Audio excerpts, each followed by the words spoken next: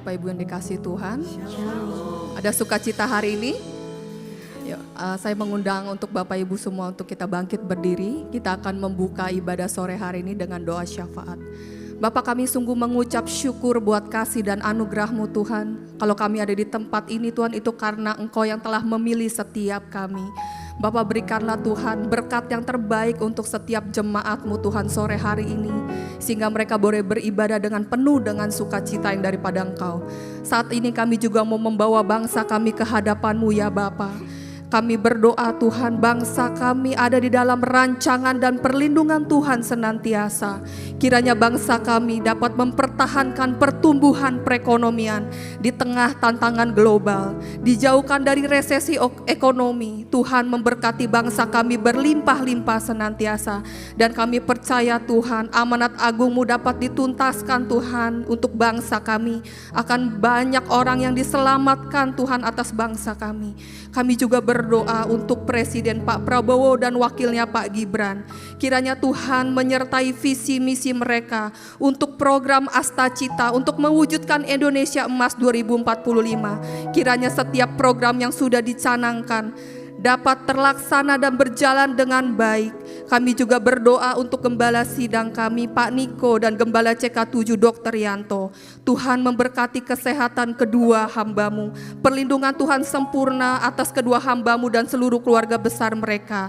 Kiranya pengurapan Tuhan terus dicurahkan atas kedua hamba-Mu, sehingga mereka Tuhan dapat menyelesaikan tugas dan panggilan daripada Engkau. Kami juga berdoa untuk generasi Yeremia. Kami percaya generasi Yeremia akan dipakai Tuhan dengan dahsyat. Engkau memberkati generasi Yeremia yang ada di sekolah-sekolah, di kampus-kampus. Engkau memberikan mereka kecerdasan dan studi yang terbaik. Kami juga berdoa untuk generasi Yeremia yang ada di dunia sekuler. Tuhan, Kau memberkati mereka agar mereka senantiasa menjadi kepala dan bukan ekor. Mereka sukses di dalam setiap hal yang mereka kerjakan. Dan kiranya Tuhan membukakan pintu-pintu Tuhan untuk pekerjaan, untuk lapangan kerja bagi setiap mereka yang membutuhkan. Terima kasih Bapak, juga Engkau mengurapi setiap generasi Yeremia untuk dipakai Tuhan dengan dahsyat dimanapun mereka ditempatkan. Terima kasih Bapak, kami percaya Engkau Allah yang dahsyat. Engkau menjawab setiap doa-doa kami lebih daripada yang apa yang kami pikirkan maupun doakan. Di dalam satu nama Tuhan Yesus Kristus kami sudah berdoa dan mengucap syukur. Mari sama-sama yang percaya kita katakan amin. Shalom jemaat Tuhan. Saya mau lihat tangan-tangan yang terangkat yang bersuka cita hari ini. Puji Tuhan. Mari sama-sama kita bersuka untuk Tuhan Yesus.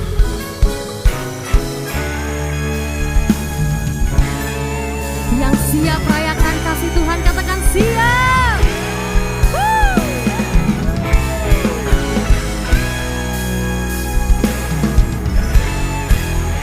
Mari sama-sama tepuk tangan untuk Tuhan, come on.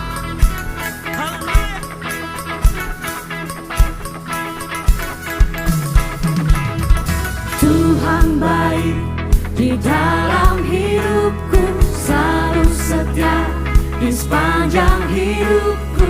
Nyatalah perbuatan-Mu, Kaulah sukacitaku. Tuhan baik di dalam hidupku, selalu setia di sepanjang hidupku. Nyatalah perbuatan-Mu, Kaulah sukacitaku. Haleluya, ku bersorak, Tuhanku luar biasa. Haleluya, ku bersorak, Tuhanku dahsyat berkuasa. Ku angkat suaraku, puji nama-Mu, ku bernyanyi bagi-Mu. Ku bersuka, ku melompat bagi-Mu, Yesus kami dalam-Mu. Ku rayakan kasih-Mu.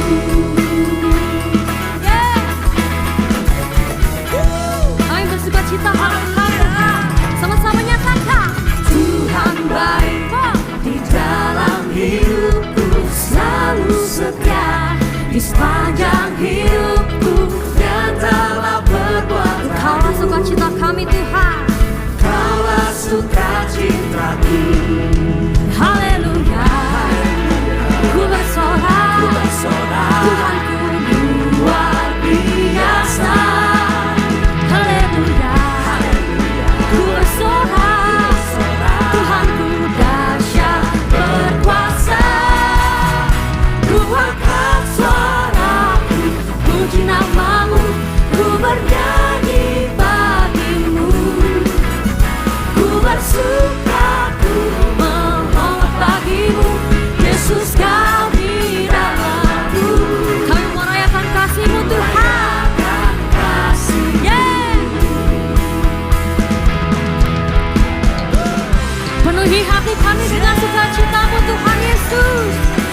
pujian kami hanya untuk memuliakan nama-Mu. Amin.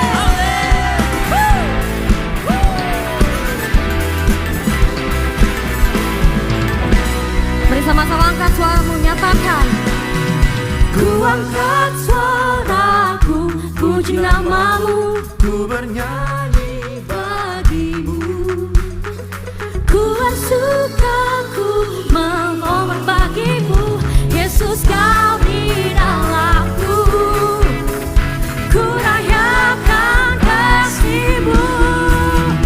Ku angkat suaraku, puji nama-Mu, ku bernyanyi bagimu.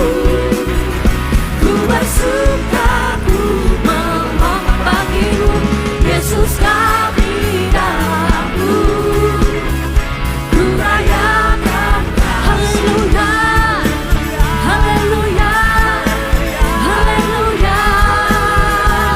Oh, haleluya, haleluya, haleluya.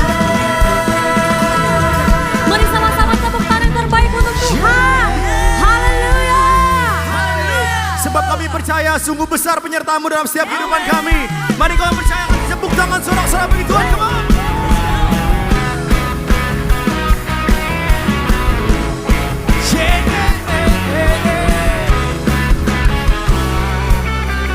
Mari sama-sama katakan, come on. Seindahnya pelangi,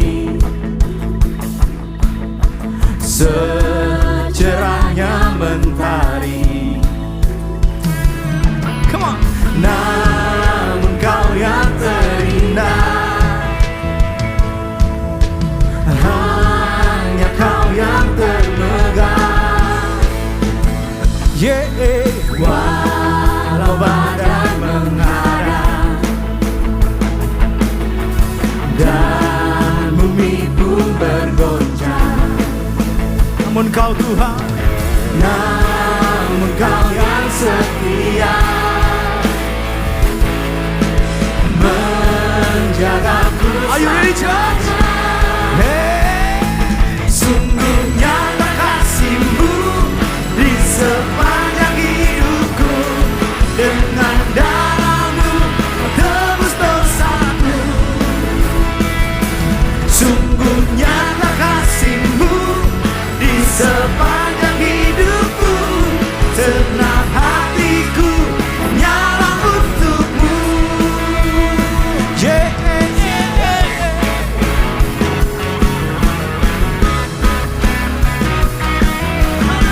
Sebab kami percaya dengan segenap iman kami. Come on. Walau badai menghadang dan bumi pun bergoncang. Namun Kau yang setia, Menjagaku. menjagaku sama. Are you ready? Hey, 1, 2, sungguh nyata kasih-Mu di sepanjang hidupku. Dengan darah-Mu tebus dosaku.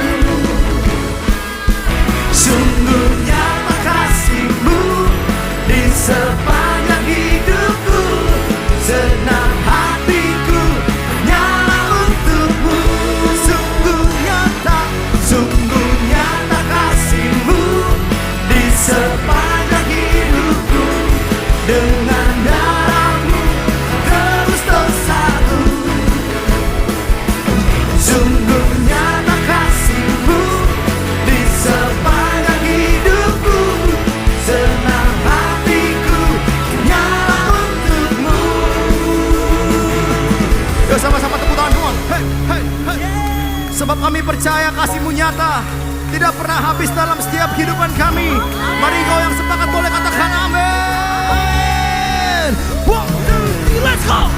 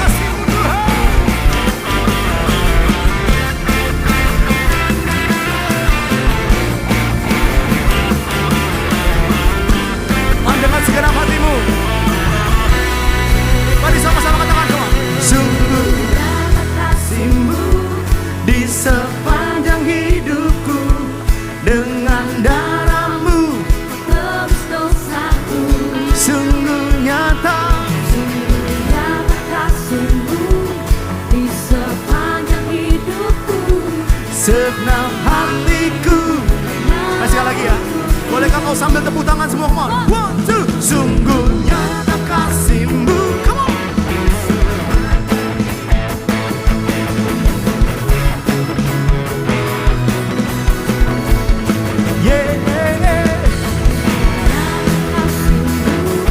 Di sepanjang hidupku,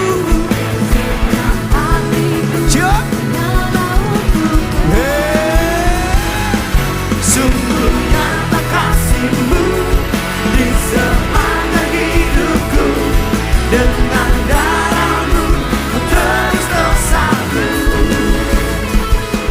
Sungguh nyata kasih-Mu di sepanjang hidupku. Senang hatiku hanyalah untuk-Mu. Senang hatiku hanyalah untuk-Mu. Senang hatiku hanyalah untuk-Mu.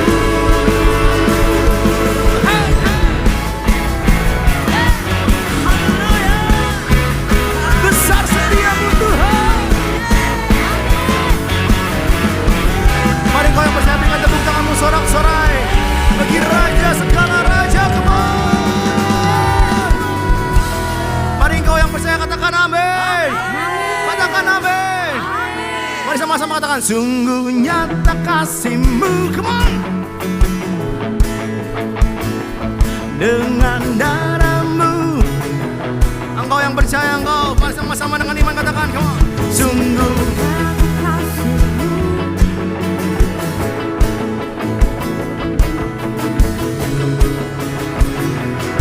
mari dengan segenap hatimu sambil tepuk tangan, come on. Sungguh nyata kasih-Mu, come on. Hey! Yeah, sungguh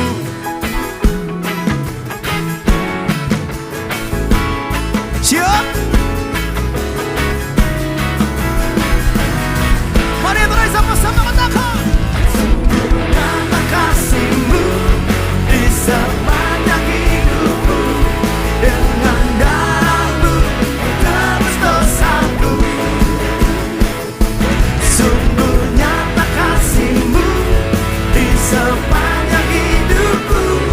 Senang hatiku hanyalah untuk-Mu. Senang hatiku hanyalah untuk-Mu. Senang hatiku hanyalah untuk-Mu.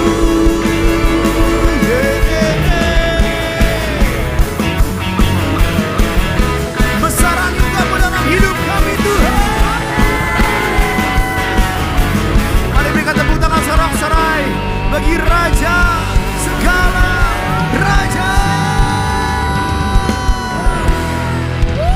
Bolehkah saudara angkat tanganmu? Tuhan, kami angkat tangan kami, tanda kami percaya.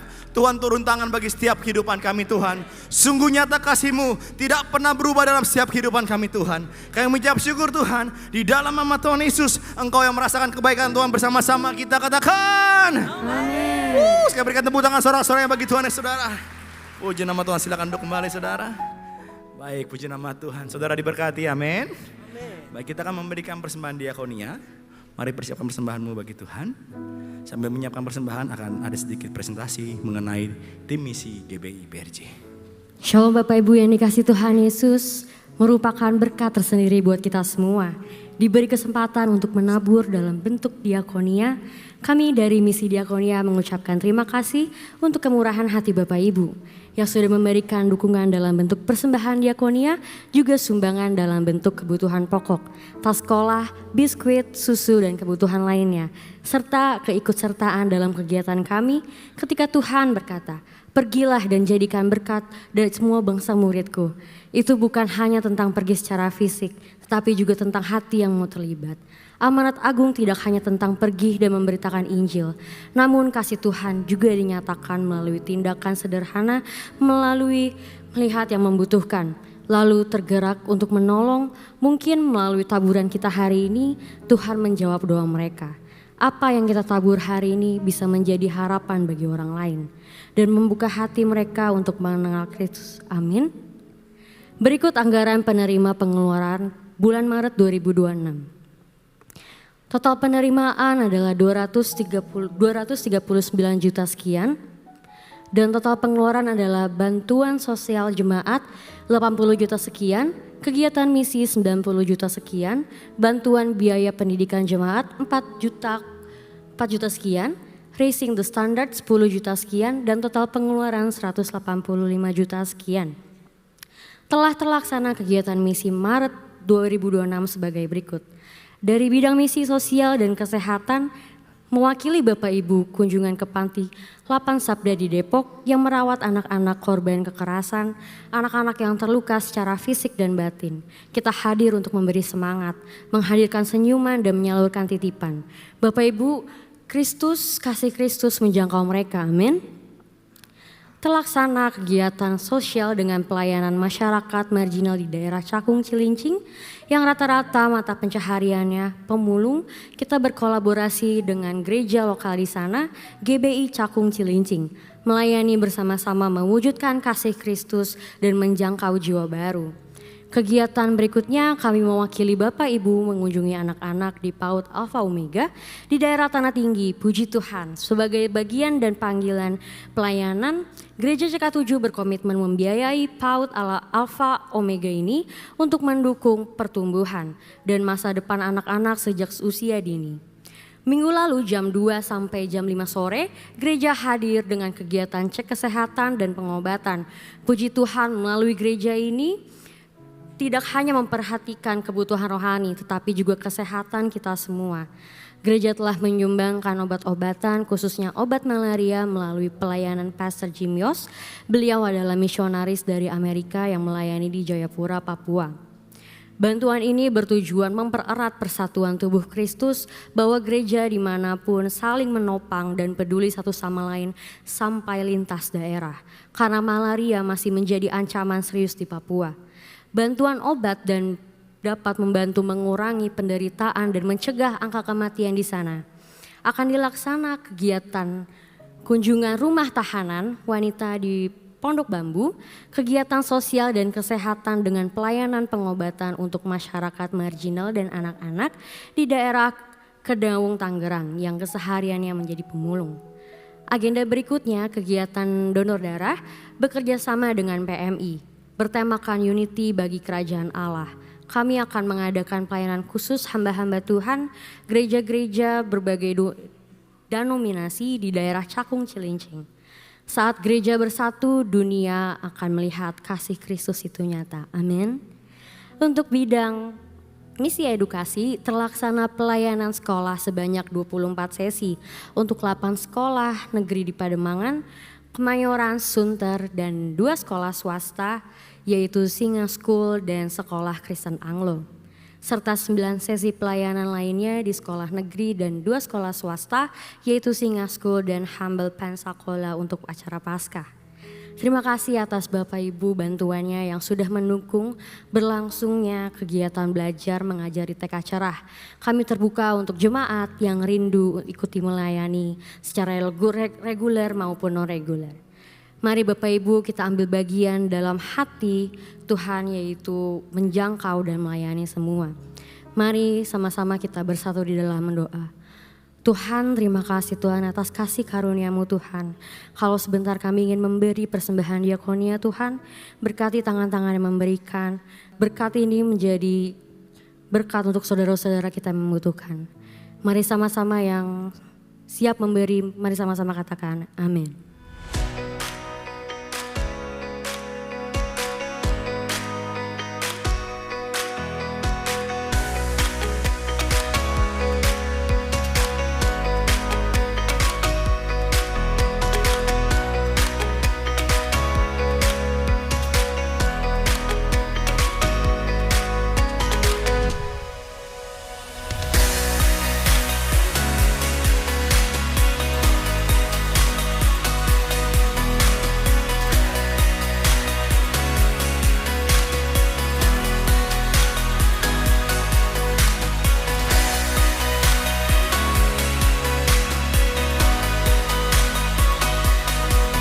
Ini Jim Yos di Papua. Dan mau berterima kasih kepada Dr. Yanto, Dr. Suyantini, seluruh jemaat GBI PRJ CK7 yang bantu kami dengan obat, dan kami senang ada rekan sekerja jauh yang bisa bersama dengan kami. Tuhan menyertai, Tuhan memberkati dalam musim Paskah ini.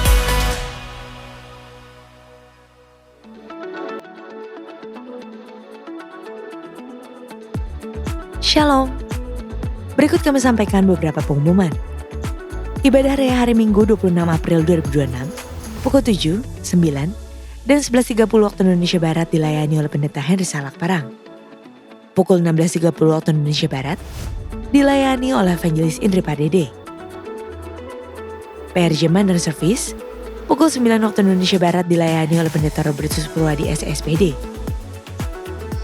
Ibadah Raya disertai dengan ibadah King's Kid, ibadah anak berkebutuhan khusus,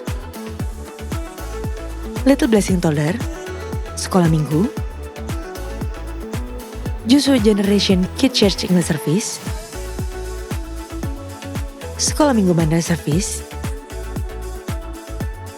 ibadah Junior Church Indonesian Service, 316 Youth English Service,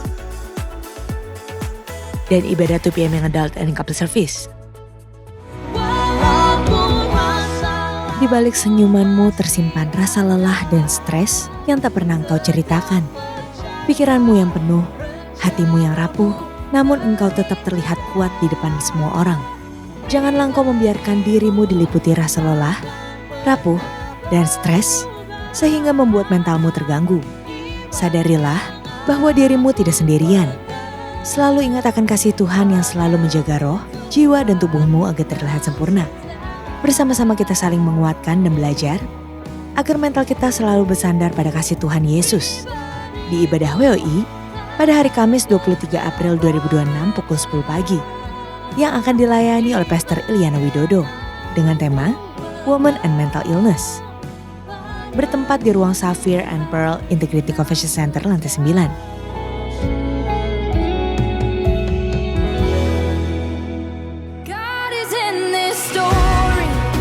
Halo, nama saya Evelyn, saya berumur 10 tahun. Saya akan berceritakan tentang pengalaman saya di Kids Camp. Saya merasakan hadirat Tuhan. Rasanya itu seperti Tuhan memeluk saya dan rasanya damai dan tenang. Dan sekarang saya menjadi tidak takut karena saya mengerti jika Tuhan itu selalu ada di samping saya dan selalu menjaga saya.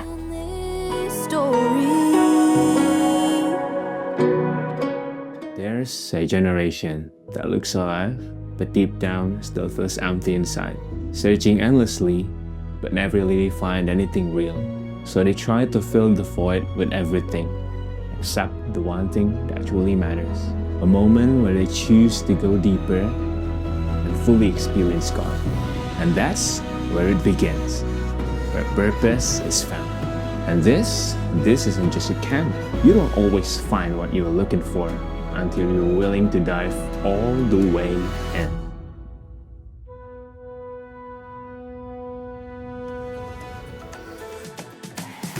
BPA CK7 akan mengadakan Kids Camp, GC dan Youth Camp, serta 316 Youth English Ministry Camp. Untuk itu, kami menghimbau para orang tua dan anak-anak dapat mendaftarkan diri via Maps dan Webs atau dapat langsung ke panitia sesuai bidang-bidang yang ada di ibadah onsite. Untuk info lengkap seluruh kegiatan GBPRJ CK7, maka Bapak Ibu dapat follow sosial media GBPRJ baik di Instagram, TikTok, maupun Facebook. Sekian pengumuman pada hari ini. Terima kasih atas perhatian Bapak Ibu sekalian. Tuhan Yesus memberkati. Ini hati kami Tuhan Yesus. Kami mau berterima kasih. Kami mau mengucap syukur atas penyertaan-Mu di dalam hidup kami Tuhan. Terima kasih Tuhan.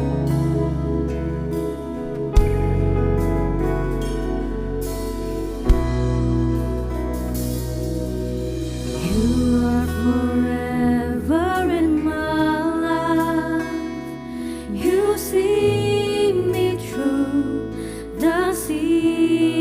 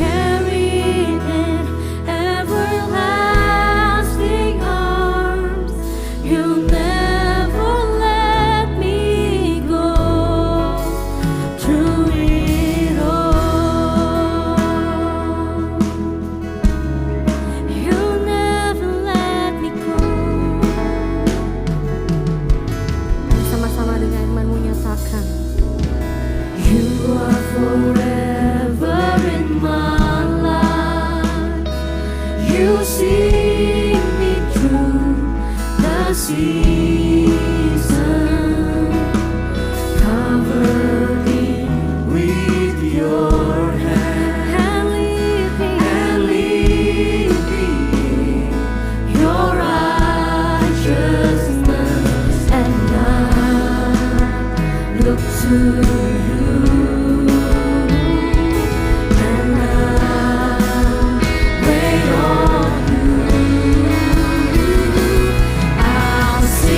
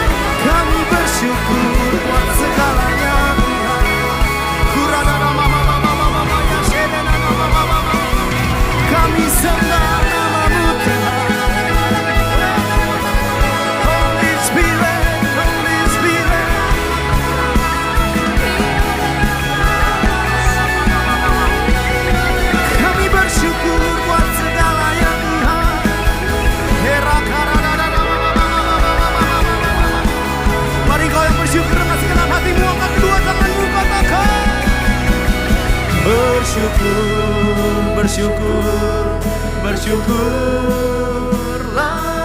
bersyukur karena kasih setiamu. Ku sembah, ku sembah, ku sembah dan ku sembah selama hidupku, ku sembah. Dengan segenap hati kami bersyukur, bersyukur, bersyukur, bersyukurlah, bersyukur. Sembah, ku sembah, amin.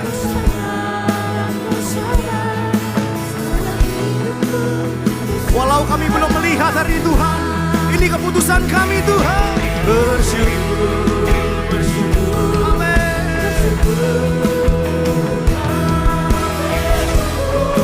karena kasih setiamu. Kami sembah, ku sembah, ku sembah, ku sembah dan ku sembah selama hidupku, ku sembah. Sebab apapun musim kehidupan kami bersyukur Tuhan. Bersyukur, bersyukur, bersyukur. Karena kasih setiamu. Ku sembah, ku sembah, ku sembah dan ku sembah selama hidupku, ku sembah. Walau kami belum melihat, kami tetap bersyukur Tuhan. Bersyukur, bersyukur, bersyukur.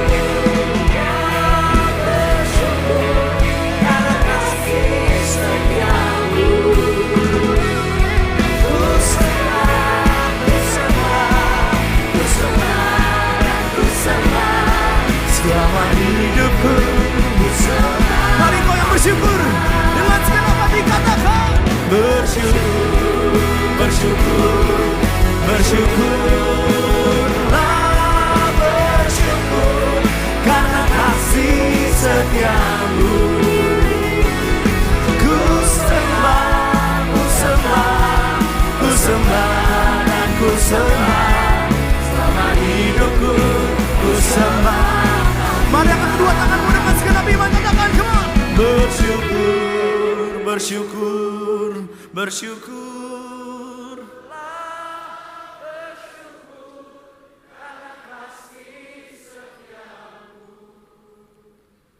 Ku sembah,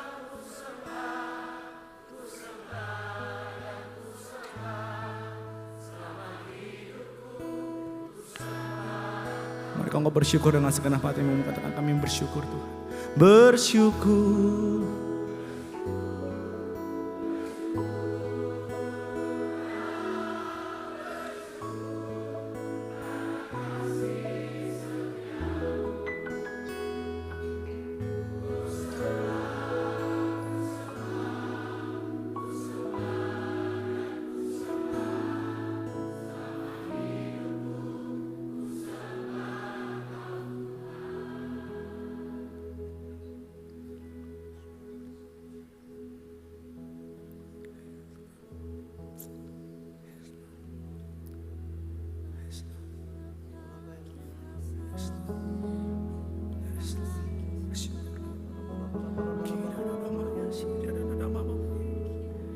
Ambil waktu sama Tuhan, saudara, hari ini. Bersyukur untuk keluargamu. Bersyukur nafas kehidupan Tuhan berikan bagimu hari ini. Ada nama Yasi, ada nama Yana.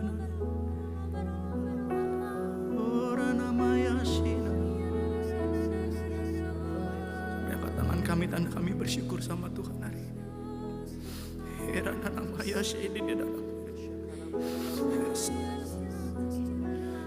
Kira ada maya sini ada maya. Ora ada maya kiri ada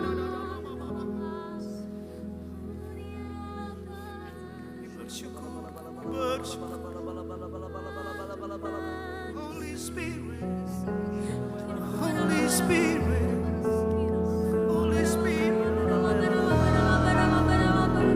Holy Spirit.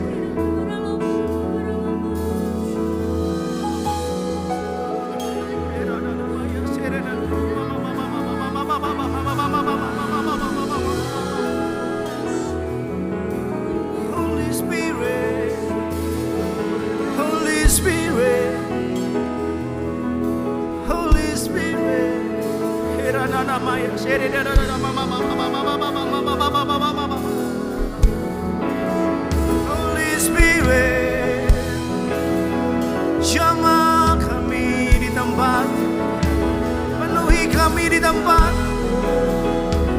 mengalir Roh Kudus.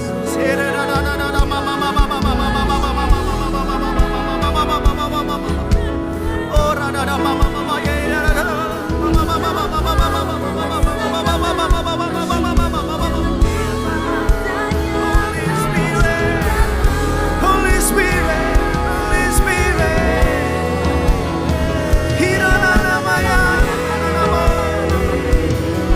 Hurana Maya, Shirana.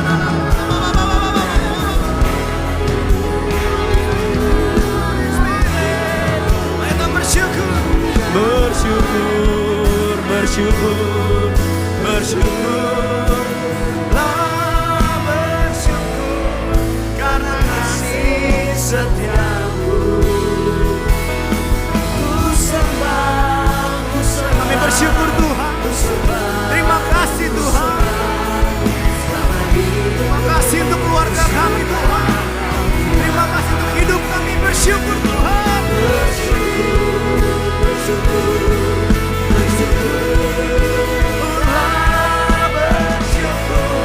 Karena kasih setiamu.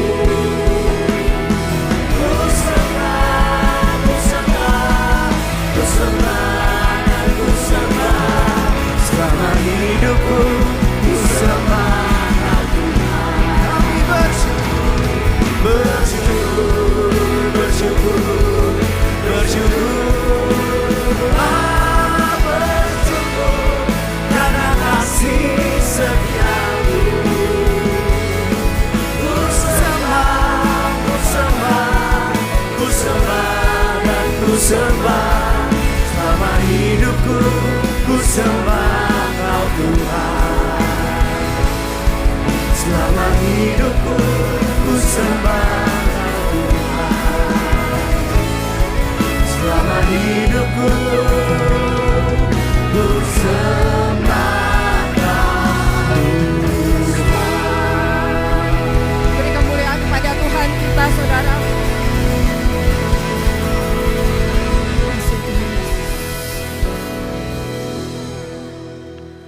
Bapa, terima kasih kalau pemeliharaanmu sempurna sampai dengan hari ini ya Bapa.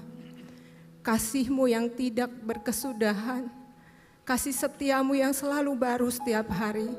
Terima kasih untuk nafas yang masih Engkau berikan ya Tuhan. Ampuni kami kalau kami suka lupa untuk mengucap syukur kepada Engkau. Betapa pemberian-Mu itu sempurna, betapa penyertaan-Mu setiap hari itu sungguh sempurna ya Bapa. Dan kalau kami berjalan di hari-hari kami saat ini, dan hari-hari itu terasa gelap ya Tuhan, tapi kami tahu Engkau selalu bersama dengan kami. Dan Engkau Allah yang sangat setia, yang tidak pernah meninggalkan kami. Dan kami tahu ya Tuhan, Engkau yang selalu ada di sana. Dan Engkau yang membimbing kami. Dan Engkau menginginkan kami ingin lebih lagi dekat dengan Engkau. Sehingga kami bisa menjadi dimurnikan, disucikan, menjadi seperti Engkau ya Tuhan. Kami dilayakan menjadi mempelai-Mu ya Tuhan. Terima kasih Bapa. Kami tahu Engkau hadir di sini, urapi kami semua dengan Roh-Mu ya Tuhan. Berbicaralah kepada kami masing-masing ya Tuhan. Dan kami siap untuk mendengarkan. Hanya di dalam nama Tuhan Yesus kami telah berdoa dan mengucap syukur. Mari kita semua yang percaya kita katakan sama-sama, amin. Selamat sore saudara, shalom. Silakan duduk. Apa kabar semuanya? Saya melihat wajah-wajah yang sangat sehat di sini. Saya senang sekali bisa hadir kembali di ibadah sore hari. Dan tentu beberapa dari kalian ada yang juga pasien saya ya, yang belum mengenal saya adalah seorang dokter, tapi Tuhan panggil saya untuk melayani ya di bidang kerohanian yang lebih dalam. Dan alasan saya kenapa saya ingin melayani adalah ketika saya memahami bahwa waktu Tuhan itu bergerak semakin akhir dan saya ingin menjadi bagian di dalamnya. Bukannya saya meninggalkan pekerjaan saya sebagai dokter, tapi prioritas saya hari ini adalah lebih baik 1 hari di pelataran Tuhan daripada 1000 hari di tempat lain. Amin. Karena tidak ada yang mau dikejar, saudara. Apa yang saya lakukan adalah saya ingin menjadi terang bagi banyak orang untuk menceritakan kemuliaan Tuhan. Dan kalau saya bisa ada hari ini, di sore hari ini, saya yakin itu bukan suatu kebetulan. Dan kebenaran firman Tuhan yang Tuhan ingin sampaikan kepada jemaat di sore hari ini adalah mengenai waktu Tuhan sedang bergerak, ya, dan kita harus berjalan dengan iman. Nah, saudara yang dikasih oleh Tuhan, apakah saudara merasa waktu itu rasanya cepat sekali? Tak terasa rasanya sekarang udah bulan April, ya, dan kalau sudah bulan April itu sebentar lagi tengah tahun, dan kalau sudah tengah tahun itu cepat gitu menuju Desember. Sepertinya kok cepat banget gitu, saudara.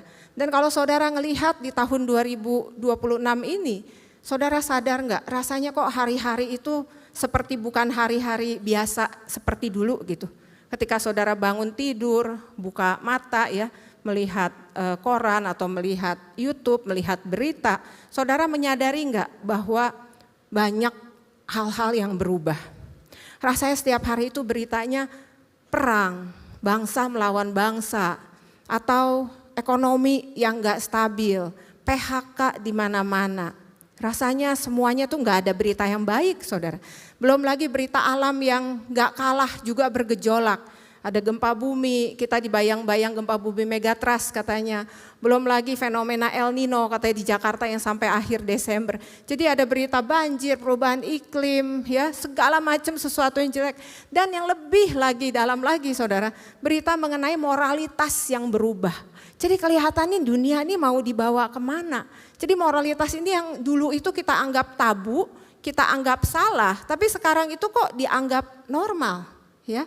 Dan tanpa kita sadari bukan cuma dunia yang tergoncang, pasti hati kita juga rasanya tergoncang. Dan mungkin saudara bertanya, ini Tuhan apa sih sebenarnya yang sedang terjadi? Tuhan tahu enggak sih mengenai hal ini? Kok seperti rasanya kok makin lama itu kok makin susah, saudara. Dan kadang-kadang kita berkata dalam hati, katanya dari firman Tuhan kita harus hidup oleh iman. Tapi begitu melihat keadaan, iman kita langsung turun, saudara. Padahal kan seharusnya kebalik. Bukan keadaan yang menentukan iman kita, tetapi iman kitalah yang menentukan kita cara melihat keadaan di sekeliling kita. Nah, saudara, kalau iman kita itu sering turun karena keadaan, ya, pertanyaannya tuh kenapa? Padahal kan kita harus beriman sebagai anak-anak Tuhan. Tapi ngelihat keadaan yang seperti ini kadang-kadang iman kita langsung ciut, saudara. Kenapa? Karena kita hanya melihat secara fisik, tapi kita nggak mengerti sepenuhnya apa sih sebenarnya yang sedang terjadi. Ini seperti pasien saya, saudara. Ada pasien, ya, waktu datang ke klinik saya, dia bilang begini, dokter, saya tahu dok kenapa saya gemuk. Oh, kenapa? Kata saya pikir dia memang sudah memeriksakan lab atau apa. Mungkin saya ada tiroid, dokter. Saya bilang, oh ada tiroid ya, saya pikir dia udah periksain. Tahu dari mana? Mungkin diagnosa dari dokter endokrin, ya. Tahu dari Google, dokter. Gejala-gejalanya sih seperti gejala tiroid, dokter. Ini kata ChatGPT katanya ini kalau tiroid metabolisme saya jelek. Jadi belum periksa udah diagnosa sendiri. Pada waktu diperiksa, dilihat dicek darahnya, tiroidnya baik-baik saja. Ternyata yang tidak baik-baik saja adalah makannya, saudara. Hobinya makan, kebiasaannya nyemil, tapi punya cita-cita kurus, bodinya mau body goal, tiap harinya wah tidur malam, ya. Ternyata tiroidnya baik-baik saja, saudara. Nah, saudara, kadang-kadang kita juga seperti itu. Kita cuma melihat sedikit, lalu kita mengambil kesimpulan yang besar. Padahal kita tuh cuma melihat gejala, kita cuma melihat potongan kecil. Tapi Tuhan itu melihat keseluruhan loh, saudara. Makanya dikatakan di Yesaya, ya, di Yesaya 46 ayat 10, dan ini yang sering kita lewatkan, saudara. Ini sering kita lewatkan. Karena sebenarnya Tuhan itu sudah mengetahui loh keseluruhan itu dari awal sampai akhir, saudara. Dikatakan di Yesaya 46 ayat 10, Tuhanlah yang memberitahukan dari mulanya hal yang kemudian dan dari zaman purbakala apa yang belum terlaksana, yang berkata keputusanku akan sampai dan segala kehendakku akan kulaksanakan. Nah saudara, kalau boleh saya katakan ya, semua peristiwa di seluruh dunia yang mengangkat pemimpin, presiden, yang mengangkat raja, yang menurunkan presiden, yang menurunkan raja, itu bukan raja lain saudara, atau bukan wakil raja saudara. Yang menentukan masa depan sebuah bangsa, itu sudah tercatat ribuan tahun yang lalu. Jadi apa yang terjadi di masa kita sekarang ini, itu Tuhan sudah tulis saudara. Jadi enggak ada yang kebetulan. Satu ketika ya saudara, saya punya pasien ini juga lucu. Dia datang, dia bilang gini, saya tanya, kenapa kok mau turunkan berat badan? Dia bilang, saya takut mati dokter. Karena saudara saya kemarin baru aja kena heart attack. Makanya saya langsung sadar, saya cek lab. Begitu dicek, gula saya tinggi, trigliserid saya tinggi, kolesterol saya tinggi, asam urat tinggi. Saya panik dokter, saya ngelihat lab gini, jangan-jangan saya habis ini juga saya mati. Saya takut mati. Panik saudara, padahal dokter itu belum panik. Kenapa? Karena dokter nggak melihat gejala saudara, dokter itu melihatnya secara keseluruhan. Ya, nah kadang kita tuh seperti pasien saudara, kita lihat berita, kita lihat keadaan, kita lihat ekonomi, panik.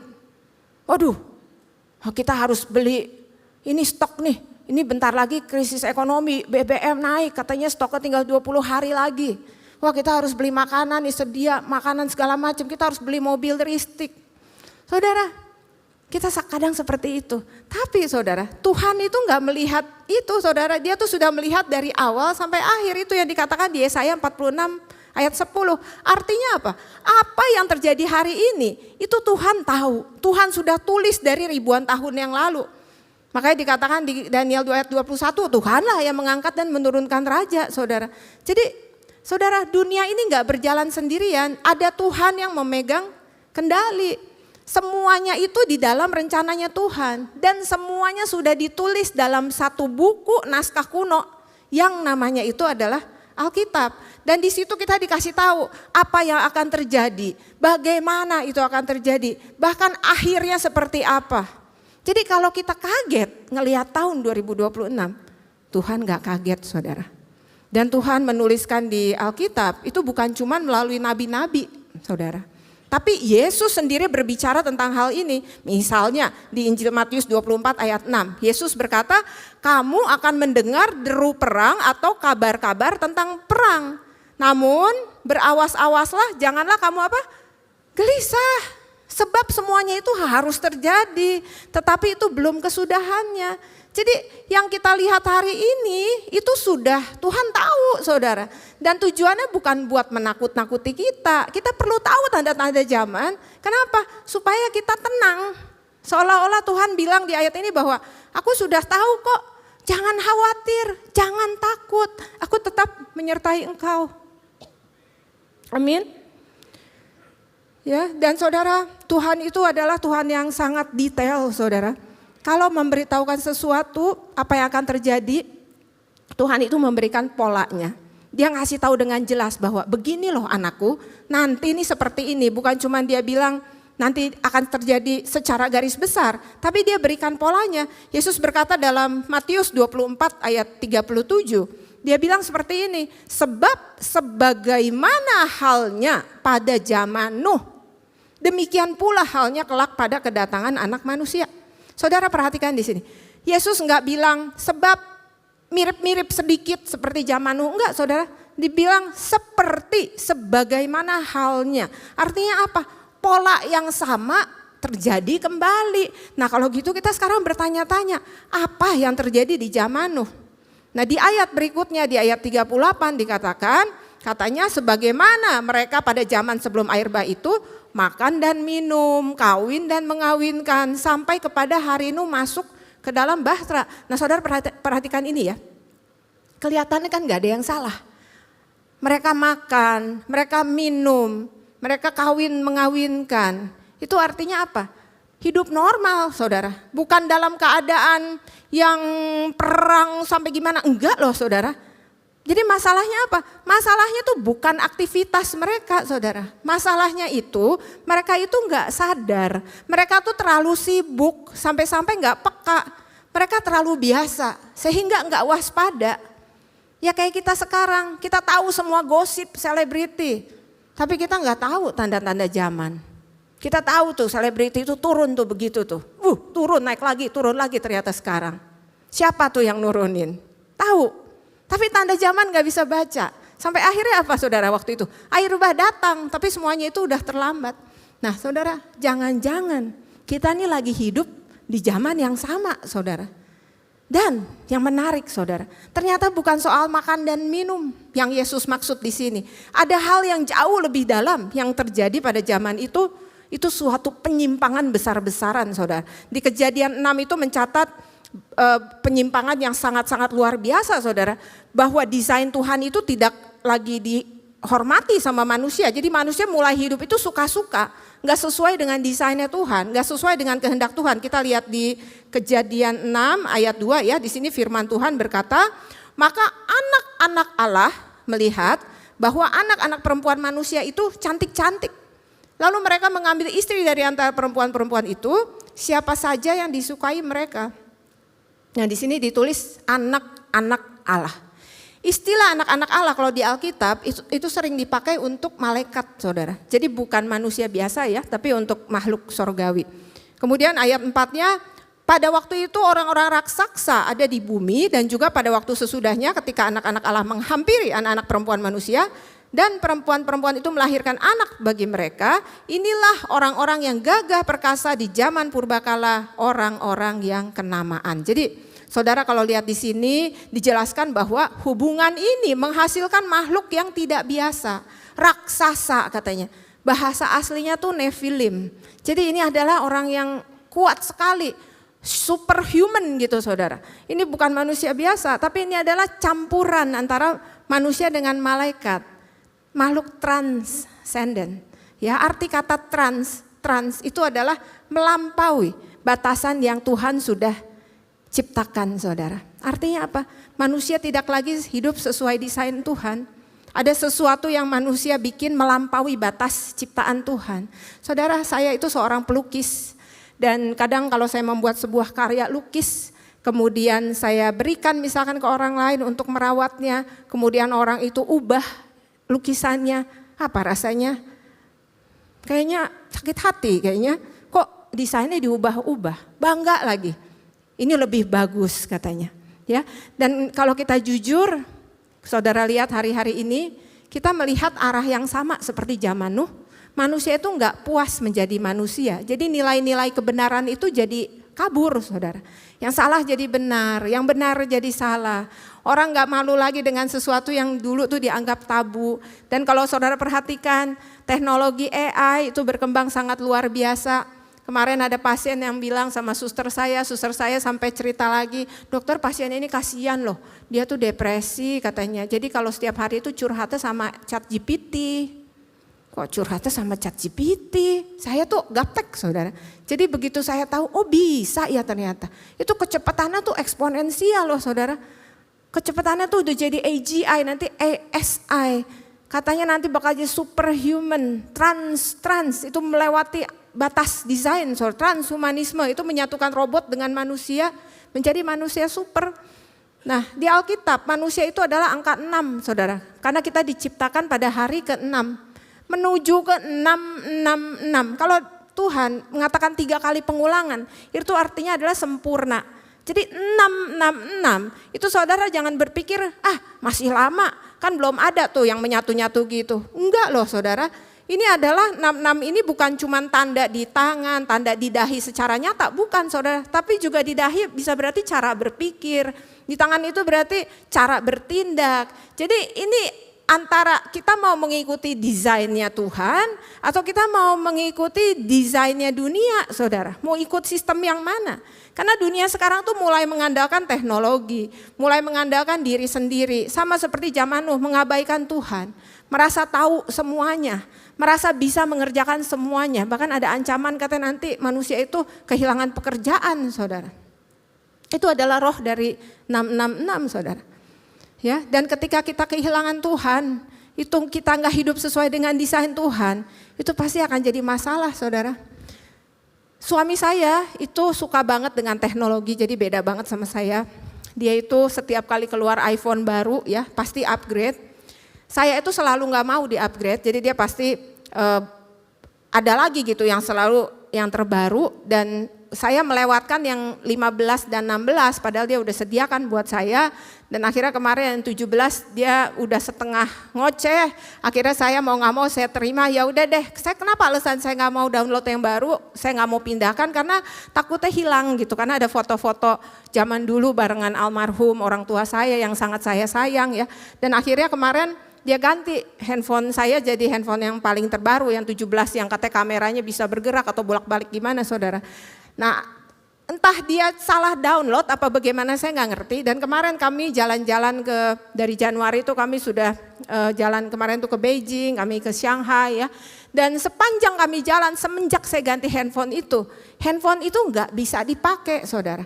Padahal itu handphone 17 itu speknya paling tinggi, kameranya terbaik, baterainya juga besar saudara, tapi nggak bisa terhubung, nggak ada signal ya saudara. Jadi saya nggak bisa telepon, saya nggak bisa kirim pesan, saya nggak bisa kerja, saya nggak bisa kirim email, meskipun speknya itu keren banget. Nah itulah hidup tanpa Tuhan saudara. Rasanya kita punya segalanya, kita punya yang terbaik, kita punya gelar yang terbaik, kita punya koneksi yang terbaik, kita punya segalanya, teknologi yang terbaik.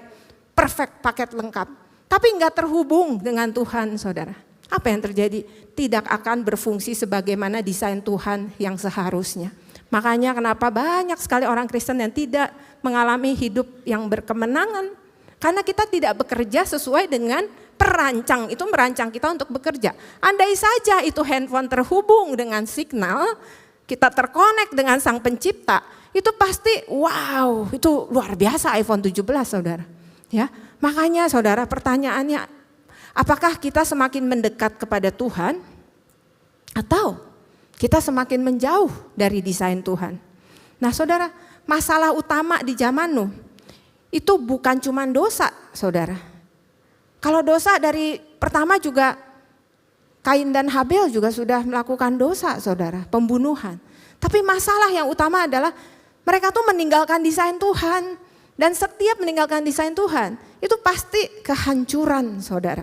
Makanya saudara kalau lihat ya di Kejadian 6 ayat 5 itu Tuhan melihat itu sesuatu yang jahat saudara. Bagi Tuhan tuh jahat. Ya sama aja kayak saya seorang pelukis. Terus desain saya diobrak-abrik sama orang yang saya percaya. Rasanya kok begitu sih?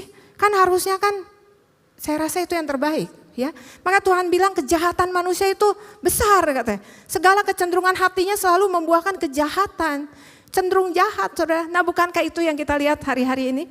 Moralitas turun, orang tidak ada kasih, mementingkan diri sendiri, tidak tahu berterima kasih.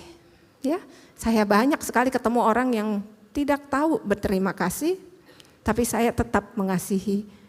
Kenapa? Karena Tuhan memerintahkan doakanlah. Jadi musuh-musuhmu tetap engkau harus kasihi, harus ampuni. Ya saudara kalau lihat dunia sekarang rasanya terlihat maju, tapi hati manusia itu mundur saudara. Dan saudara ketika manusia terus meninggalkan Tuhan, penghakiman itu pasti datang saudara. Makanya itulah kenapa air bah terjadi. Dan saudara perhatikan satu hal yang menarik. Di tengah dunia yang hancur ya seperti itu, Tuhan tuh gak mencari banyak orang loh saudara. Tuhan saat itu hanya mencari satu orang yang setia, namanya itu adalah Nuh. Ya, di Kejadian 6 ayat 9 dikatakan Nuh itu adalah seorang yang benar dan tidak bercela di antara orang sejamannya, dan ia bergaul dengan Allah. Jadi di tengah-tengah dunia yang gak sadar, Nuh sadar. Di tengah-tengah dunia yang sibuk, Nuh peka. Di tengah-tengah dunia yang gak siap, Nuh siap saudara. Kenapa? Karena Nuh tahu waktunya Tuhan. Nah saudara, kalau kita mau mengerti waktunya Tuhan, Tuhan tuh kasih tanda kok saudara. Tuhan gak bikin kita menebak-nebak. Dan salah satunya adalah Tuhan kasih satu bangsa yang harus kita lihat untuk menjadi jamnya Tuhan. Itu adalah bangsa Israel saudara. Ya, dan memang sejak zaman Musa mereka itu sudah dinubuatkan, katanya bangsa Israel itu akan tercerai-berai, akan tersebar ke seluruh dunia. Mereka akan mengalami penderitaan. Dan itu memang terjadi, saudara, penggenapan. Salah satunya itu ayat Ulangan 28 ayat 64. Sudah digenapi ini, saudara. Gak ada bangsa yang hilang, tersebar ke seluruh dunia. Tapi kemudian Tuhan juga berjanji akan mengumpulkan mereka kembali.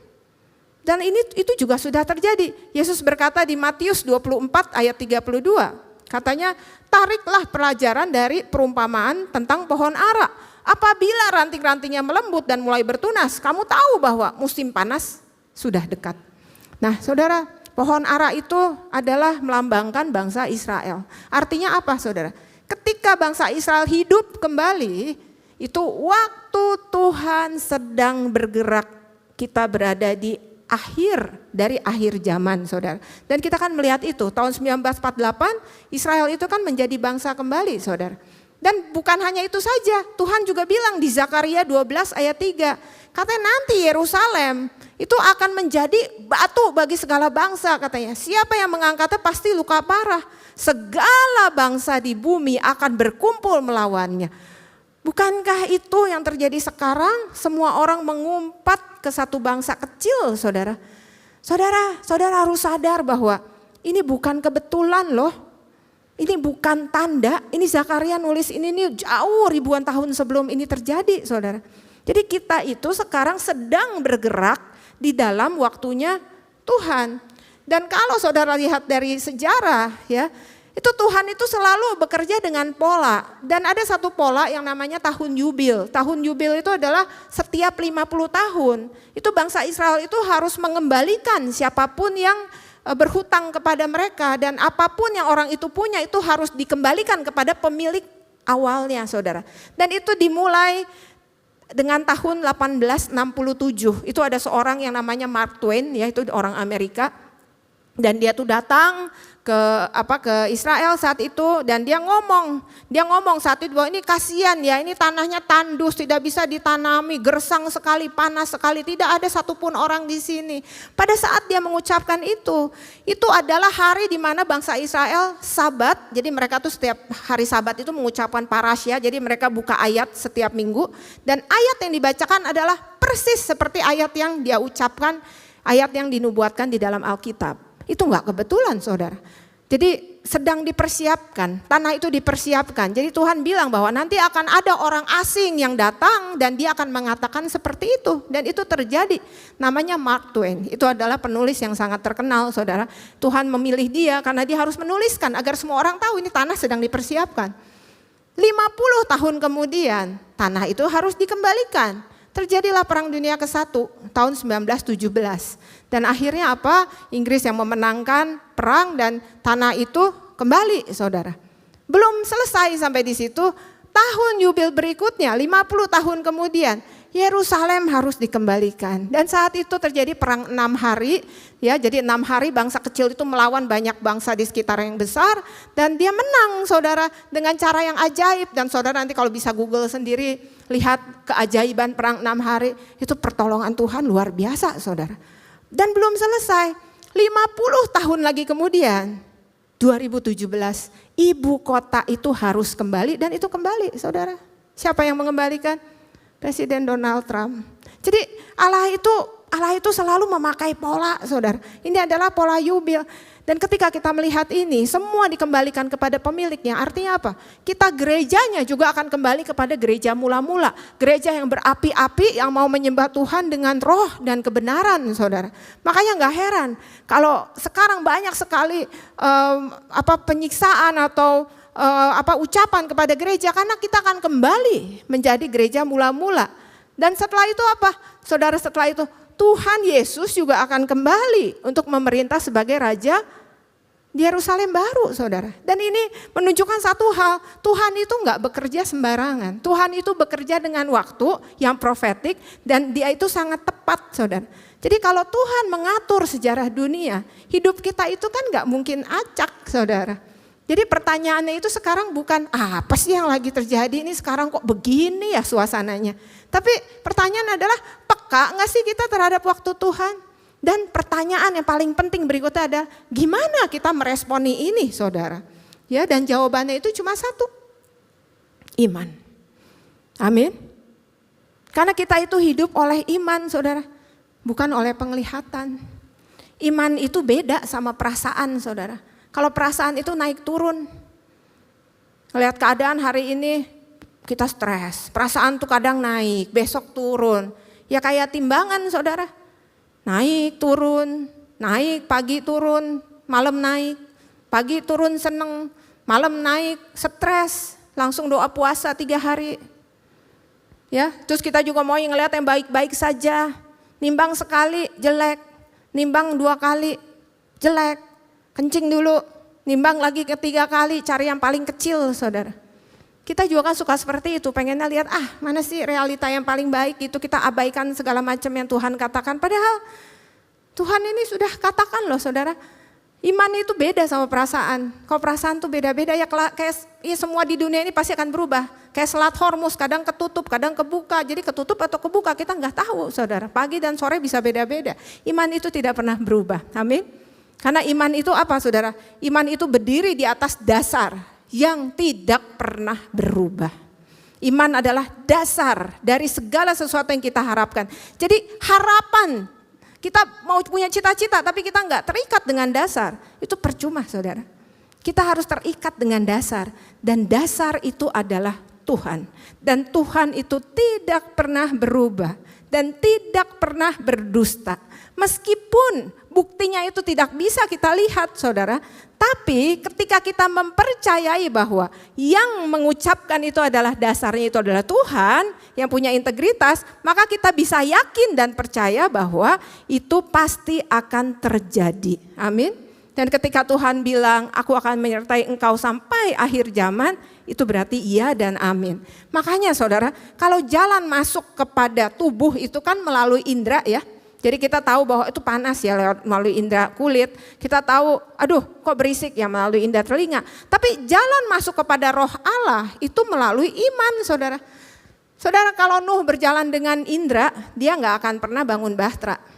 Karena secara logika nggak masuk akal. Belum pernah turun hujan, nggak ada tanda-tanda mau hujan. Semua orang hidup biasa-biasa aja, disuruh ngebangun kapal di gunung. Tapi Nuh itu tidak hidup dari apa yang dia lihat, saudara. Dia itu hidup dari apa yang Tuhan katakan.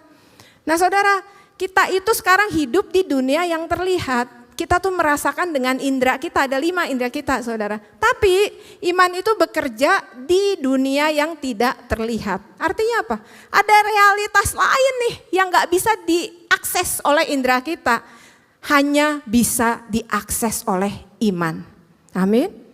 Hanya iman, saudara, yang bisa membuat kita mengerti dunianya Tuhan. Ada hal-hal yang kita nggak bisa lihat tapi itu nyata, saudara, di hadapan Tuhan. Dan ketika kita percaya apa yang tidak terlihat, itu akan menjadi nyata di dalam hidup kita, saudara. Dan kita nanti akan berkata bahwa benar ya Tuhan, ternyata yang Engkau katakan itu benar, meskipun saya tidak melihat. Nah saudara, sama aja seperti saya kalau meriksa pasien ya, Orang sering bilang pasien saya berdiri di timbangan, aduh kok angkanya sama-sama aja, langsung putus asa.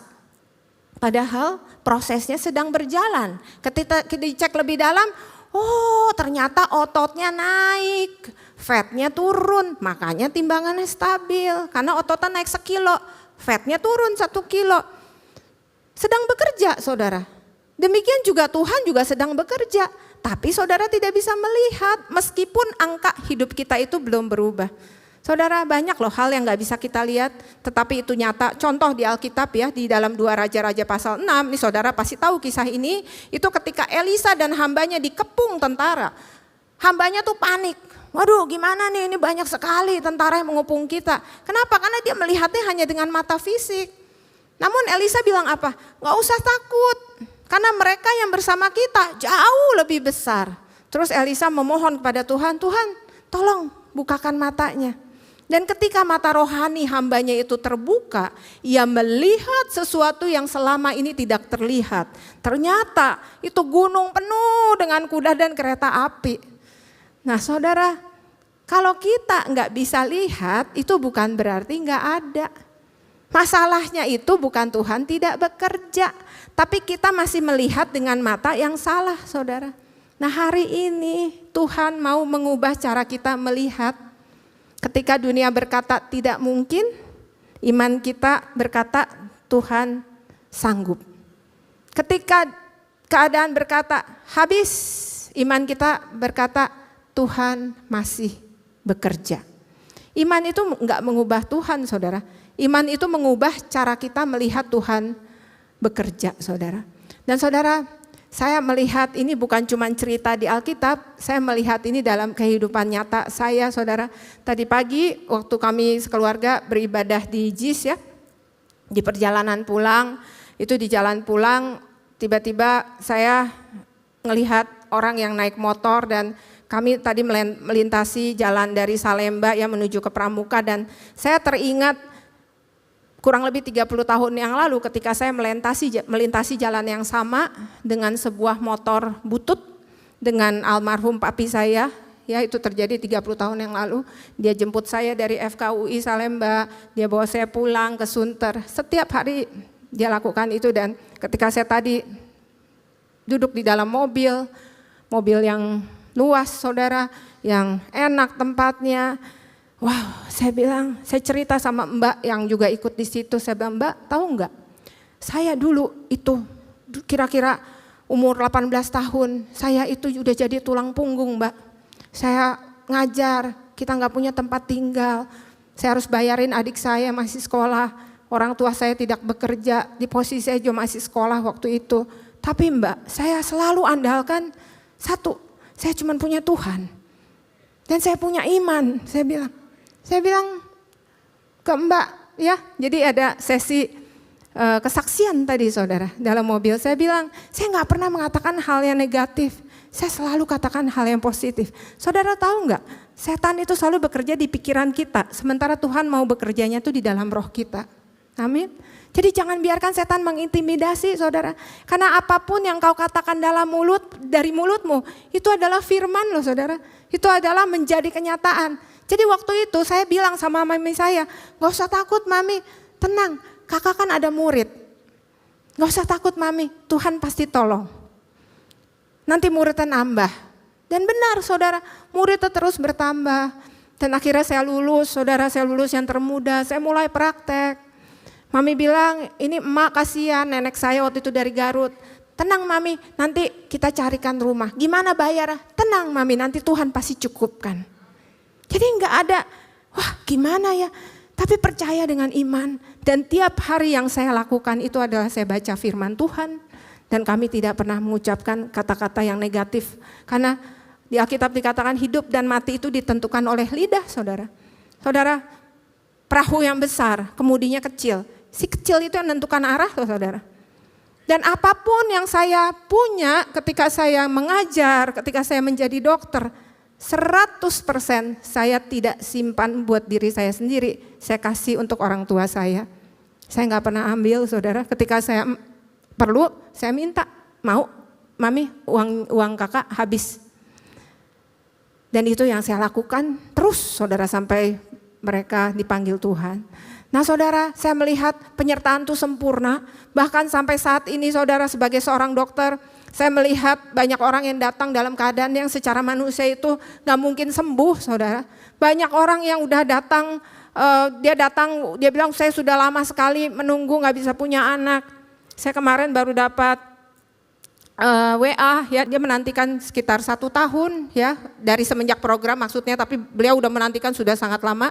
Kemarin dia WA, dokter puji Tuhan, itu positif. Wow, saya bilang luar biasa. Banyak hal yang secara manusia itu nggak mungkin, saudara. Banyak orang yang berjuang dengan berat badan nggak pernah bisa turun, tapi turun, saudara. Ada yang autoimun dan akhirnya remisi. Kalau kita lihat dengan masa fisik, pasti kita akan berkata nggak mungkin ini sih sembuh, sulit, nggak mungkin. Tapi saudara, saya belajar satu hal, ketika iman mulai bekerja, ketika seseorang mulai percaya kepada Tuhan, sesuatu mulai berubah, saudara.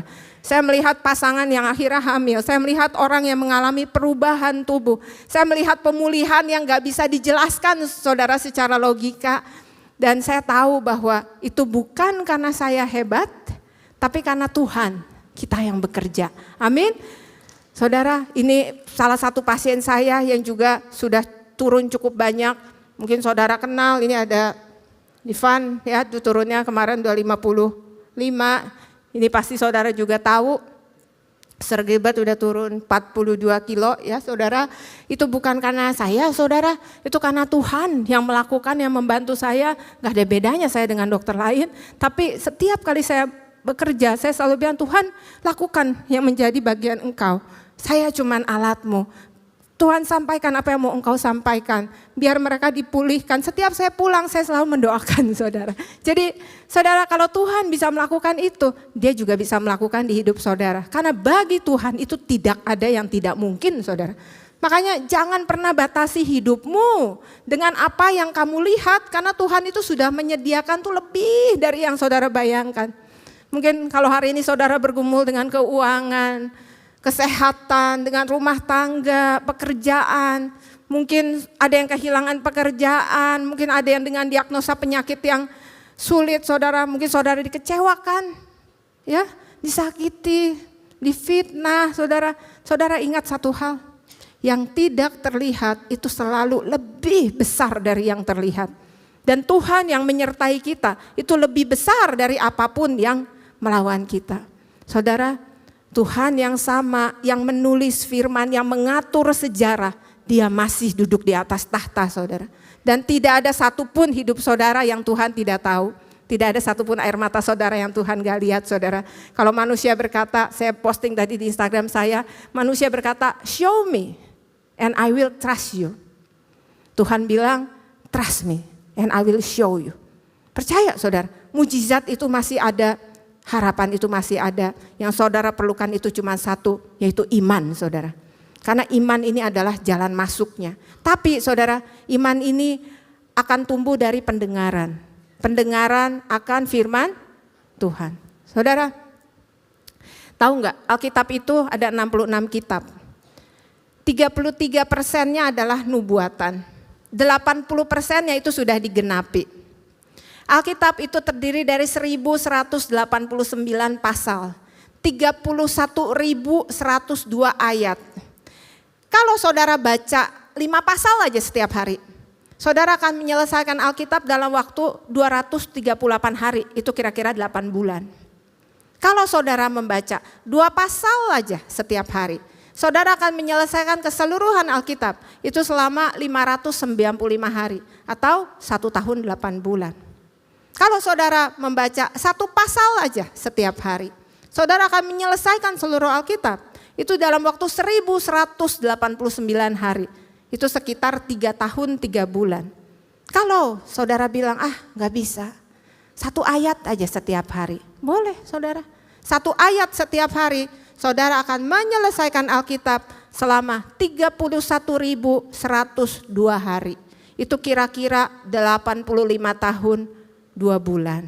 Sampai saudara kakek nenek juga belum selesai baca Alkitab saudara. Saudara, mari saudara, kita percaya kepada waktu Tuhan, ya. Kita percaya dengan iman, dan untuk percaya dengan iman kita harus membaca firman saudara. Dan sekarang kalau saudara lihat waktu Tuhan itu sedang bergerak, bukan cuman waktu kita saudara, tapi waktu seluruh dunia saudara. Dan ketika saudara sadar mengenai hal ini, saudara akan tahu bahwa waktunya sudah dekat. Dan pintu itu tidak akan selamanya terbuka saudara. Ada saatnya pintu itu akan tertutup. Jangan sampai terlambat saudara. Kemarin sehari yang lalu saya baru saja dapat satu mimpi. Ya, saya yakin dan percaya ini adalah pesan buat kita semua. Tuhan bilang seperti ini, ladang sudah menguning dan tuaian sudah siap dituai. Saudara, ini bukan waktunya untuk bermain-main, bukan waktunya untuk hidup biasa-biasa saja. Udah saatnya kita bukan fokus lagi dengan apa yang terlihat saudara, karena apa yang terlihat itu bisa menipu. Kita fokus kepada apa yang terlihat saudara, karena disitulah tempat Tuhan bekerja. Amin. Saya undang WL Singer untuk maju ke depan. Saudara, mungkin ketika kita beriman masalah itu nggak akan langsung hilang. Mungkin keadaan juga belum berubah, jawaban belum datang. Tapi saudara, hari ini kita memilih untuk tetap percaya. Karena iman kita berkata, Tuhan yang pegang kuasa. Dan Dia selalu bekerja meskipun mata kita tidak melihat. Amin. Mari kita bangkit berdiri, kita nyanyikan sebuah doa pujian ini saudara. Imanku berkata, Apakah yang pegang kuasa, Dia selalu bekerja, meski mataku tak melihat, walaupun gunung itu tak berpindah, tetap percaya Kau yang punya kuasa. Sekalipun ku dalam lembah gelap, tak mengapa asal Kau di sampingku. katakan dengan iman, Walaupun masalahku masih ada, tetap percaya rencanamu terindah. Pribadimu takkan pernah berubah. Iman yang aku pegang padamu Tuhan. Mari sekali lagi bersama-sama dengan iman saudara katakan, walaupun gunung itu tak berpindah, amin, tetap percaya Kau yang punya kuasa. Terima kasih Tuhan. Sekalipun ku dalam lembah gelap, tak mengapa asal Kau di sampingku. Walaupun masalahku masih ada, tetap percaya rencanamu terindah. Pribadimu takkan pernah berubah. Iman yang aku pegang padamu Tuhan yang setia. Mari berikan tepuk tangan saudara-saudara bagi Tuhan yang dahsyat saudara. Ini segenap iman kami Tuhan, kami percaya Tuhan setiap musim kami ada Tuhan dalam setiap kehidupan kami Tuhan. Kami ucap syukur Tuhan, kami terima firman-Mu, biar firman-Mu menjadi kekuatan, menjadi landasan kami untuk menghadapi musim kami ke depan Tuhan. Kami ucap syukur Tuhan, di dalam nama Tuhan Yesus Engkau yang diberkati oleh Tuhan, sama-sama kita katakan amin. Sekali lagi boleh berikan tepuk tangan saudara-saudara yang terbaik bagi Tuhan saudara. Puji nama Tuhan. Silakan duduk kembali saudara. Mengucapkan terima kasih kepada hambanya Dr. Cici Nugraha. Terima kasih untuk firman Tuhan. Tuhan berkati dokter dan keluarga berlimpah-limpah. Baik, puji nama Tuhan di ibadah raya 5 ini saudara. Dengan sukacita kami menyambut bagi saudara yang baru pertama kali hadir. Kalau ada saudara boleh angkat tangannya. Apakah ada yang baru pertama kali hadir? Boleh angkat tangannya. Oh, ada di tengah. Puji nama Tuhan. Selamat datang. Puji Tuhan. Bagi saudara yang pertama kali hadir, saudara dapat men-scan QR, saudara dapat mengisi form biodata jiwa baru. Baik, puji Tuhan, kita akan memberikan persembahan. Mari persiapkan persembahanmu bagi Tuhan. Saudara yang memerlukan amplop bisa angkat tangannya. Nanti teman-teman pengerja akan membantu saudara. Saudara juga dapat memberikan persembahan dengan cara men-scan kris yang ada di depan layar ataupun di depan kursi saudara, dan pastikan penerima adalah kolektor GBPRJ. Dan kami dengan hormat menghimbau saudara semua untuk tidak meninggalkan tempat ibadah sebelum doa berkat. Baik, puji Tuhan. Dan juga ada sedikit informasi tambahan bagi saudara yang memerlukan dukungan doa. Di depan sudah ada counter doa yang sudah siap untuk membantu saudara, mendukung saudara. Para pendoa yang ada akan melayani saudara. Jadi saudara yang membutuhkan doa bisa untuk mengunjungi counter doa di depan. Baik, puji Tuhan. Kalau sudah dipersiapkan persembahannya, sekali lagi dengan hormat saya undang sama-sama kita bangkit berdiri. Kita akan berdoa deklarasi untuk persembahan kita. Dan nanti akan langsung ditutup oleh doa berkat. Mari terlebih dahulu bersama-sama kita berdoa untuk persembahan kita. Bapa, kami bersyukur untuk semua berkat-Mu Tuhan. Di setiap kami membawa persembahan sebagai wujud syukur kami. Kami percaya dengan iman kami menerima kesehatan, keluarga, bisnis, pekerjaan dan kuliah yang terbaik. Ini adalah waktu memberikan persembahan. Di dalam nama Tuhan Yesus bersama-sama kita katakan amin. Ku bawa korban syukur ke tempat kudus-Mu Tuhan. Hatiku limpah dengan syukur, sebab Tuhan baik selamanya. Ku bawa korban syukur ke tempat kudus-Mu Tuhan. Hatiku limpah dengan syukur, sebab Tuhan baik. Oh, sebab Tuhan baik. Semangat kasih Tuhan, mari kita berdoa. Terima kasih Tuhan Yesus, terima kasih Roh Kudus. Kami mengucap syukur Tuhan atas penyertaan-Mu di sepanjang kehidupan kami ini ya Bapa. Kami mengucap syukur atas berkat-berkat yang telah Kau limpahkan dalam kehidupan kami. Pada saat ini kami mengucap syukur Tuhan atas firman yang telah Kau tabur melalui hamba-Mu Dr. Sisi ya Bapa. Kami berdoa Bapa untuk hamba-Mu, kiranya Kau terus urapi hamba-Mu. Kau berkati berlimpah-limpah. Kau pakai lebih dahsyat lagi Tuhan. Kau berikan kesehatan yang terbaik. Kau jaga, Kau lindungi keluarga-keluarga besarnya Bapa. Terima kasih Tuhan Yesus. Kami juga berdoa untuk jemaat-Mu yang hadir di tempat ini ya Bapa. Kiranya yang sakit Kau sembuhkan. Yang terikat Kau lepaskan Bapa. Yang terbeban masalah bisnis, usaha, pekerjaan Tuhan, Kau pulihkan Tuhan Yesus. Kau berikan kesempatan-kesempatan yang baru, peluang-peluang yang baru. Apapun yang dilakukan Tuhan, biarlah Kau buatnya berhasil dan beruntung. Terima kasih Bapa. Sebelum kami pulang, kami akan mengangkat tangan kami untuk menerima berkat yang terbaik daripada-Mu.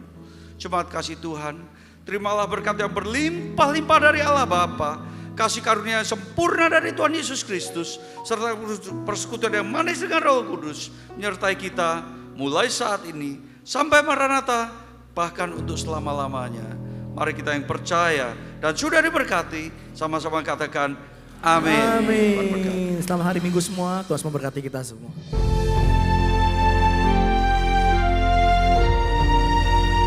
Mari, jemaat yang dikasihi Tuhan, kita akan bersama-sama memperkatakan apa yang dimaksud dengan Pentakosta ketiga dan Mazmur 91. Apa yang dimaksud dengan Pentakosta ketiga? 1. Pentakosta ketiga adalah pencurahan Roh Kudus yang dahsyat di zaman ini, melebihi yang terjadi di Azusa Street. 2. Pentakosta ketiga akan mengakibatkan penuaian jiwa yang terbesar dan yang terakhir sebelum Tuhan Yesus datang kembali. 3. Pentakosta ketiga akan membangkitkan generasi Yeremia, yaitu anak-anak muda yang dipenuhi Roh Kudus, cinta mati-matian kepada Tuhan Yesus, tidak kompromi terhadap dosa, dan akan bergerak untuk memenangkan jiwa. 4. Pentakosta ketiga lahir di Indonesia dan bergerak ke bangsa-bangsa. Gerakan ini dari timur ke barat dan akan kembali ke Yerusalem. 5. Pentakosta ketiga akan memberikan kuasa untuk menyelesaikan amanat agung, dan setelah itu Tuhan Yesus akan datang kembali. Dan mari bersama kita sepakat dan percaya mendeklarasikan firman Tuhan yang tertulis dalam Mazmur 91. Dalam lindungan Allah, orang yang duduk dalam lindungan yang maha tinggi dan bermalam dalam naungan yang maha kuasa akan berkata kepada Tuhan, tempat perlindunganku dan kubu pertahananku, Allahku yang kupercayai. Sungguh, Dialah yang akan melepaskan engkau dari jerat penangkap burung, dari penyakit sampar yang busuk. Dengan kepaknya, Ia akan menudungi engkau. Di bawah sayapnya, engkau akan berlindung. Kesetiaannya ialah perisai dan pagar tembok. Engkau tak usah takut terhadap kedahsyatan malam, terhadap panah yang terbang di waktu siang, terhadap penyakit sampar yang berjalan di dalam gelap, terhadap penyakit menular yang mengamuk di waktu petang. Walau 1.000 orang rebah di sisimu dan 10.000 di sebelah kananmu, tetapi itu tidak akan menimpamu. Engkau hanya menontonnya dengan matamu sendiri dan melihat pembalasan terhadap orang-orang fasik. Sebab Tuhan ialah tempat perlindunganmu, yang maha tinggi telah kau buat tempat perteduhanmu. Malapetaka tidak akan menimpa kamu, dan tulah tidak akan mendekat kepada kemahmu. Sebab malaikat-malaikatnya akan diperintahkannya kepadamu untuk menjaga engkau di segala jalanmu. Mereka akan menatang engkau di atas tangannya, supaya kakimu jangan terantuk kepada batu. Singa dan ular tedung akan kau langkahi. Engkau akan menginjak anak singa dan ular naga. Sungguh, hatinya melekat kepadaku, maka aku akan meluputkannya. Aku akan membentenginya, sebab ia mengenal namaku. Bila ia berseru kepadaku, aku akan menjawab. Aku akan menyertai dia dalam kesesakan. Aku akan meluputkannya dan memuliakannya. Dengan panjang umur akan kukenyangkan dia, dan akan kuperlihatkan kepadanya keselamatan daripadaku. Haleluya! Amin. Shalom saudara, dalam penuntasan amanat agung, kita percaya bahwa Tuhan akan banyak membukakan paradigma baru bagi setiap kita di dalam segala aspek kehidupan. Dalam VOP kali ini, kita akan membahas paradigma baru di dunia marketplace. Mungkin kita pernah mendengar statement ada hari untuk bekerja, berbisnis, dan mencari uang. Sedangkan kalau hari Minggu, waktunya untuk melakukan hal-hal rohani seperti beribadah dan pelayanan. Nah, ini adalah prinsip dikotomi, yaitu membedakan antara pelayanan di gereja dan pekerjaan di marketplace. Seakan-akan hal-hal rohani itu lebih superior dan tidak bisa dicampur dengan kegiatan dalam dunia usaha. Tuhan tidak menginginkan hal itu. Dalam Kisah Para Rasul dituliskan ada 40 mujizat sebagai pernyataan kuasa Roh Kudus melalui para rasul dan murid-murid Tuhan Yesus lainnya. Yang menarik ternyata dari 40 peristiwa, hanya satu peristiwa yang terjadi di tempat yang rohani, yaitu di gerbang indah di Bait Allah.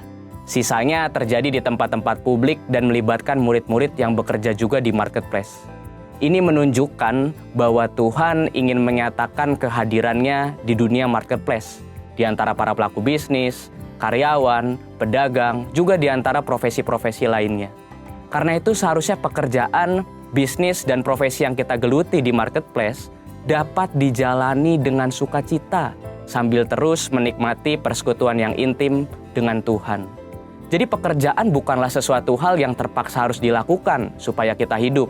Sebaliknya, pekerjaan adalah ladang pelayanan untuk setiap kita berkarya dalam kasih pada Tuhan dan sesama, sebab Tuhan lebih dahulu memberkati dan mengasihi kita. Biasanya, setiap kita melakukan pekerjaan atau berbisnis adalah untuk memenuhi kebutuhan kita. Namun, oleh karena kehadiran kita sudah dipenuhi Roh Kudus, dunia usaha seperti kantor-kantor, pabrik, pasar, dan tempat lainnya pun dapat dipenuhi oleh hadirat Tuhan. Selain itu, orang percaya dengan pertolongan Roh Kudus akan menghasilkan karya-karya yang hebat di marketplace untuk kemuliaan Tuhan. Sebagaimana kehadiran Tuhan membawa berbagai berkat dan kemuliaannya di gereja, hadiratnya di dunia bisnis pun dapat membawa nilai-nilai kerajaan Allah, kuasa mujizat, bahkan keselamatan bagi orang-orang yang ada di sana. Sebagai contoh, mari kita bahas bagaimana penerapan paradigma yang baru dalam dunia bisnis. Poin pertama, kita perlu mengundang hadirat Tuhan di tempat pekerjaan kita dengan berdoa, memuji, dan menyembah Tuhan. Jika memungkinkan bersama-sama dengan sesama anak Tuhan di tempat pekerjaan kita. Poin kedua, dengan menerapkan paradigma Allah dalam dunia bisnis. Mari kita lihat beberapa contoh paradigma Allah dibandingkan dengan paradigma dunia dalam memandang beberapa aspek bisnis berikut ini. 1. Tujuan bisnis. Paradigma dunia menekankan bagaimana memperoleh laba sebesar-besarnya dengan menghalalkan segala cara. Hal ini berbeda dengan paradigma Allah mengenai perolehan laba sebagai hasil dari efisiensi penggunaan sumber daya. Perusahaan memberikan produk atau jasa yang berkualitas sebagai pelayanan kepada masyarakat.